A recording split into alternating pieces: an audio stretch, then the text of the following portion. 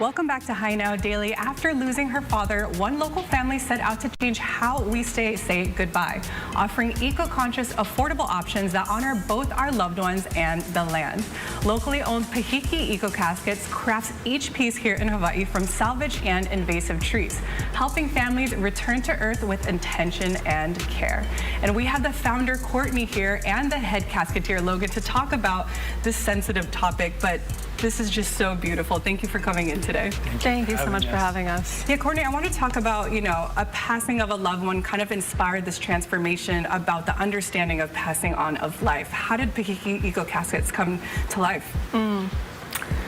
Well, in 2010, when we found out my dad had terminal pancreatic cancer, it was really the first time that our family had ever had to explore or experience the death space. So we were very uninitiated, like most people are. Right. And we luckily had a neighbor who let us know that we actually had a lot of rights and options, and started kind of going down a path of fulfilling and honoring my dad's wish to be buried in a wooden casket, which surprisingly was pretty difficult to find at the time.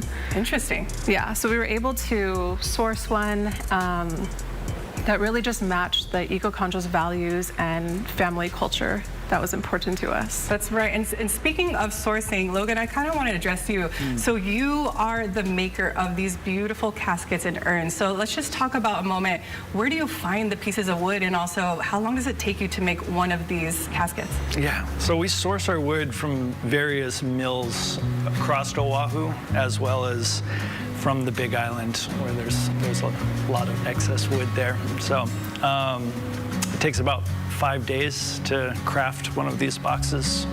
We have to spend time with the raw wood, planing it down and doing all the edging and prepping it before we can actually start building. So. Wow, that's right. So this in front of us, what type of wood is this one right here? This is a monkey pod casket. Okay, monkey pod casket. And I know we have urns right there in the front too we'll take a look at, but there's like a time lapse of you making that casket.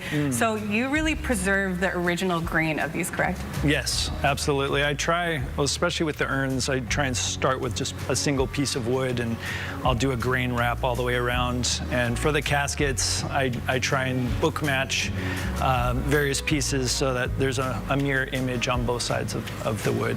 Yeah, I wanted to take a look at these urns right here too. So you mentioned this is monkey pod, but this is also monkey pod too. It is, yes. Okay. Do you stain these at all? Do you keep the natural grain? No, it's a natural grain. Yeah, that's what was hidden inside of the tree. So. Wow, it's beautiful. And then what are these other woods that you have here? This is koa, this is mango, and this is another type of koa. That's beautiful. And Logan, I kind of wanted to have you reveal a little bit to see what the inside is, because absolutely. Cortney, I wanted to talk about that. You also, you're mentioning that there is a discrepancy within the space of passing on in life, and this is actually one of the rentals, correct? That's correct.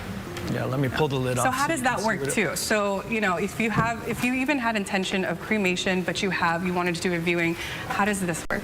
So when families choose cremation, they often have visitations beforehand, whether that's actually at a service in a chapel or a church or venue, or a private visitation just for the family. So what often happens, especially in Hawaii, is that families purchase steel caskets for the occasion, which is about a 1 to 2 hour window, and they cannot be reused or resold.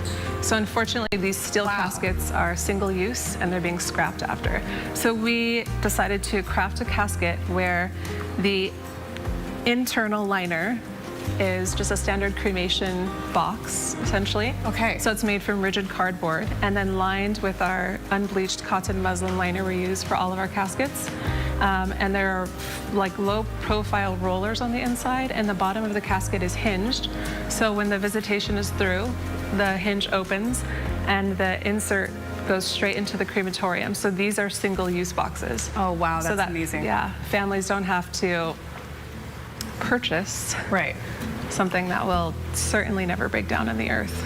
And I wanted to mention something about your keiki fund. So that is also such a very sensitive topic, but if an unfortunate event happens to a keiki, you guys offer kind of your services to that family, correct?